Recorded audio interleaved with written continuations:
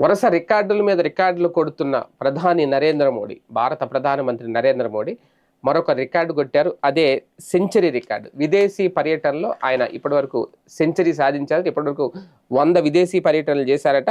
ఈ 12 సంవత్సరాల్లో కంటిన్యూగా ఇది ఒక రికార్డు. ఎందుకంటే మొన్నే నెహ్రూ గారి రికార్డుని బీట్ చేశారు నరేంద్ర మోడీ. 4398 రోజులు ఆయన చేస్తే ఈయన దాన్ని దాటేశారు. సో ఇప్పుడు తాజాగా 100 విదేశీ పర్యటనలు పూర్తి చేసుకున్న ప్రధానిగా రికార్డుకి ఎక్కారు.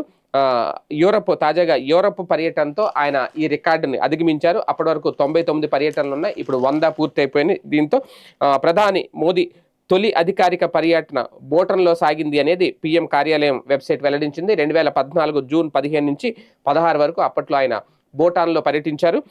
భారత ప్రధాని హోదాలో మోదీ ఇప్పటివరకు 78 దేశాలు సందర్శించారు. 2014లో మొదటి దఫా ప్రధానిగా ఎన్నికైనప్పుడు 49 సార్లు, రెండో దఫాలో 27 విదేశీ పర్యటనలు చేశారు.